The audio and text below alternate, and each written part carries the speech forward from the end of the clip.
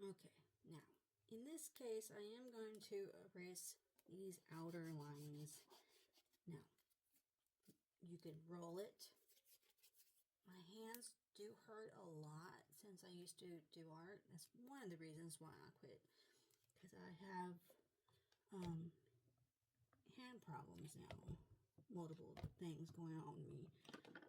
But you can roll it. You can really sit there. I'm going to erase this part. But what's left is actually going to work with me. I'm going to erase down here as well. And I do this sometimes, not really very often. Technically, this is not really, this is a sketchbook, so this is not going to be, I can do it, this is a maquette of what, and usually I do the maquettes and I don't get to the final piece, but well, I like this. I like how the maquette turns out. This is my final piece. But maybe I'll do a finished, you know, canvas painting with oils or something. Or not. I have other things I do. The next one I'm going to be doing is, I think, this one here with the mermaid, the unicorn. I love mermaids. I've always done a lot of mermaids. May is a mermaid month where I used to do like mermaids all month most of the time. Okay, so get these lines kind of faded out just a little bit. There we go. Ooh. Oh, by the way, I'm using Fumui.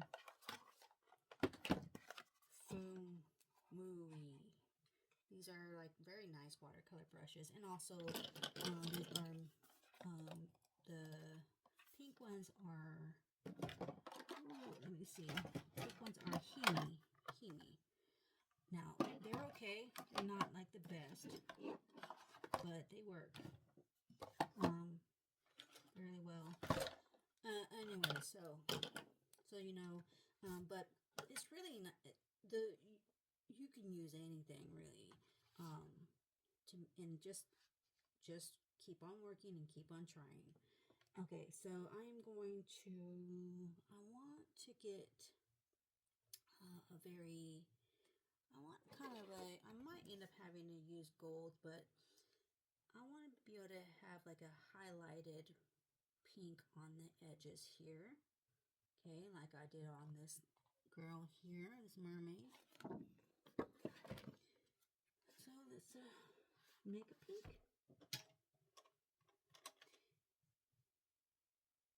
And if I have to, I'll get my acrylics. So I have like, you know, different acrylics I can use. Anyways, but this is a pretty nice highlighted pastel-y pink. So let's just do a nice line here. I'm not going to do all the edges. It's good to vary your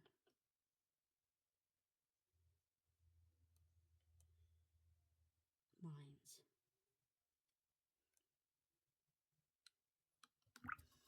And then I'm going to drag that out, dampen your brush. And then I'm going to take this line and drag it down. Drag this one up.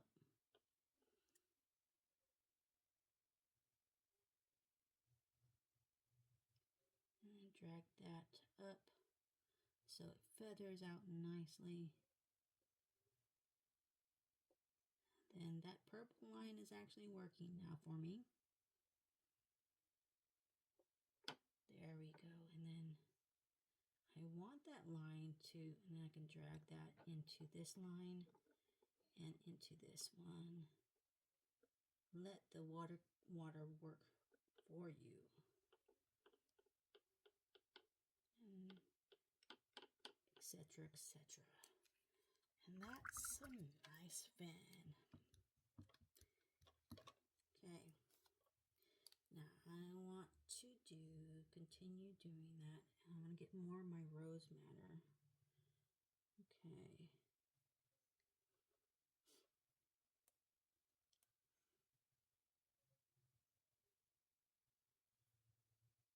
And as you keep on working, the details are going to come more and more. There's always an ugly phase in everything.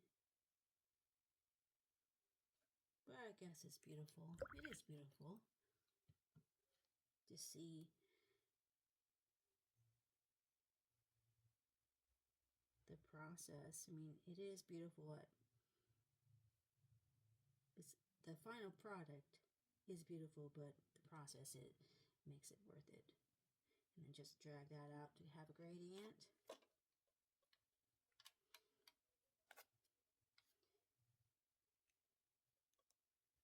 And then I really want to just have a feathered look, so I'm just going to put this line here and there.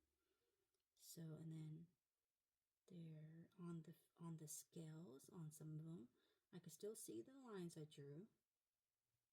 So that's what's good about keeping your lines, especially on the inside part. And then take a damp brush, feather that out, feather this out. And you don't have to feather out these scales. I like them just as I laid it down. So you can just pick and choose what works for you. I'm going to continue now with the scales. Now, you have to make sure that you can use different techniques in different areas. Like, I'd rather have these scales feather out here in the middle than being too solid.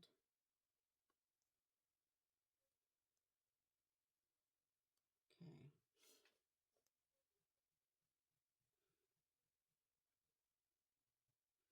And then drag that out into the scales.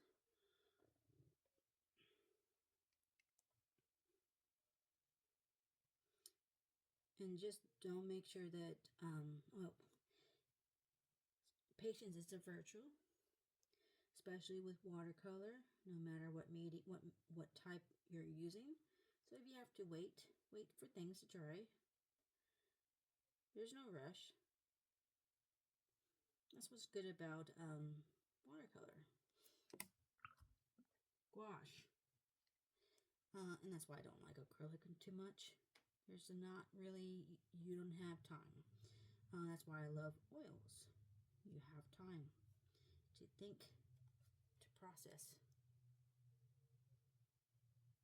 Take the water and fade out the edges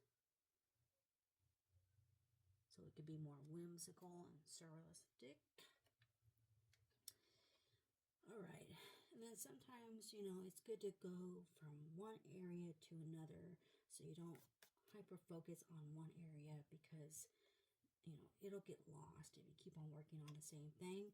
So I'm going to leave this alone, come back to it, and then work on this fin right here. Now I'm going to do the same thing, except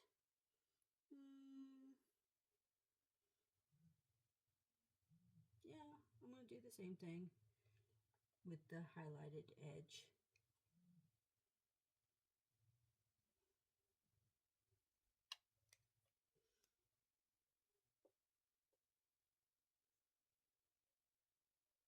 I had a few designs of this fin before I settled on the one that it goes up and, behind her.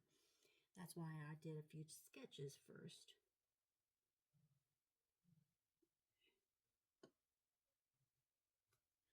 All right, my hands do shake sometimes, but that's why watercolor is a great medium for,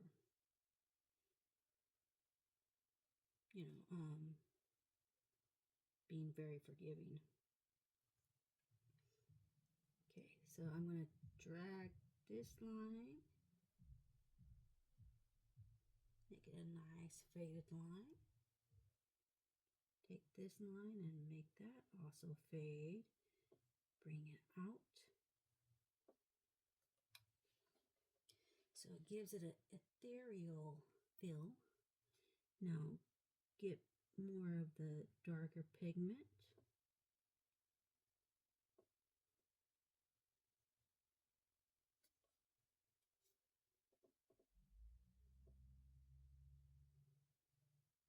Follow the edge of the scales fin.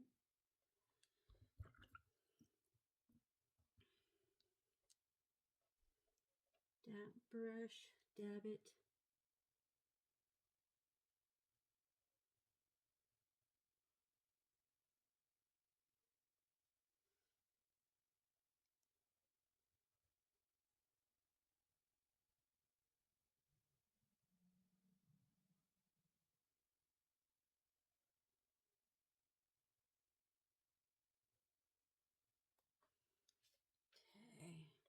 Okay, I'm liking.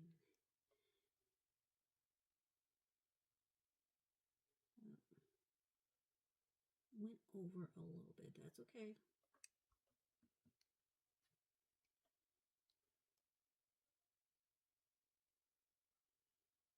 Also, if you feel like you need to, take a paper towel,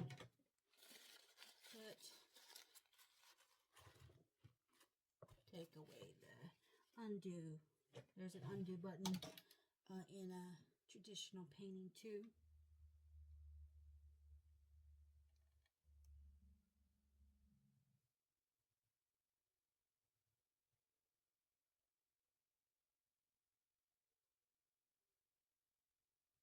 Now I used the rose madden without the without much of the white here, just to get more of the contrast.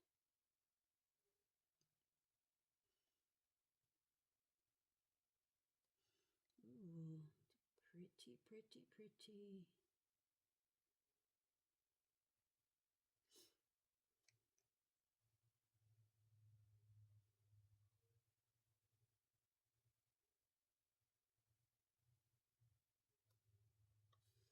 Rose Madden. When do you consider a painting done? Comment below. When is a painting done? I mean, I could just finish her off with just this medium, or would you continue with using multiple mediums? I don't know. Actually, I have some white gel I could use too, like pens. You can combine different mediums together.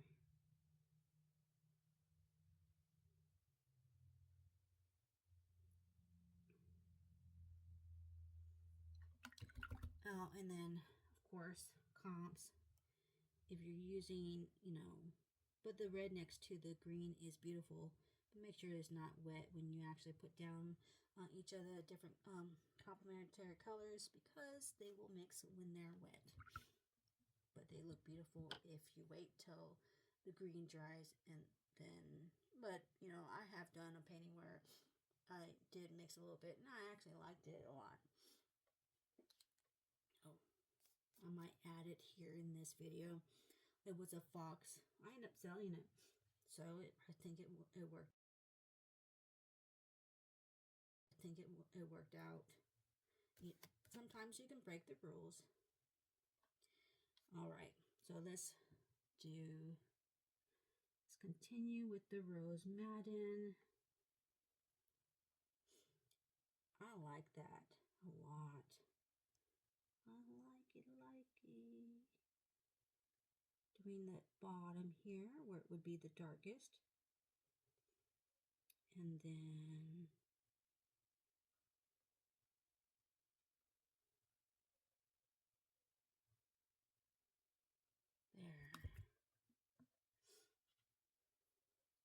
Now I probably will go back in with some I think white gel pens. I'm not sure really, or acrylic. I might consider her done with just the watercolor. sometimes simple is better. Sometimes. Anyways, so for now, let's feather this out.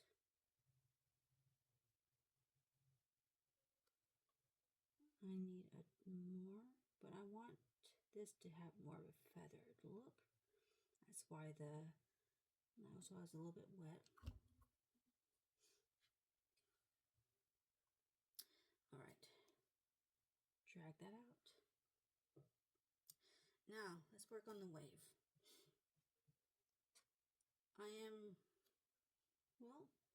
Let's just add some of this red tulips right there, and then on the bottom lip.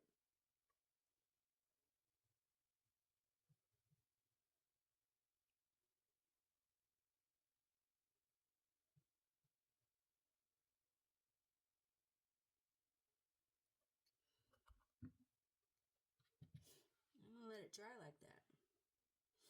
And then, what color? Oh, I have metallic watercolors from Temu. I don't know if I'm going to use them. But there is actually a gold and a white gold metallic here in the Kuretake set, which I probably will use some gold. Let me try the gold. So this is the gold. I used to have a bunch of gold pins, not anymore. I think that's a pretty gold. So let's just put that right here on her eye. Just a dot.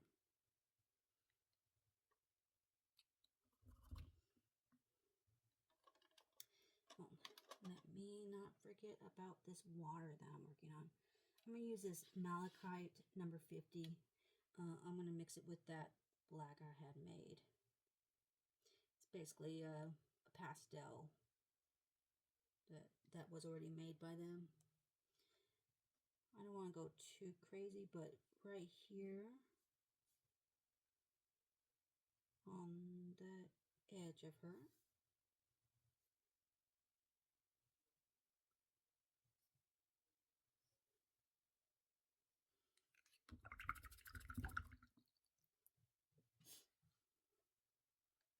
And then I'm going to take some ultramarine.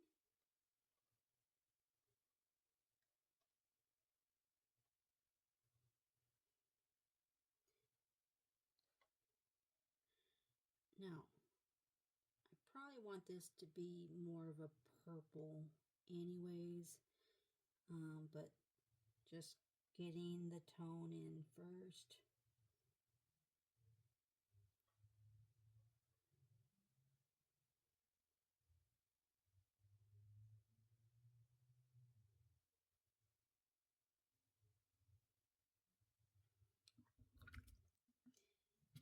Same thing. Now at this point, it's not really that big of a deal, but I still want to feather out some things.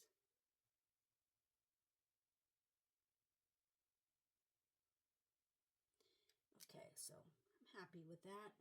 Brings her out. The color I'm wanting, it's a thick skin color. I colored on her. Kind of a I'll find peace within the fight.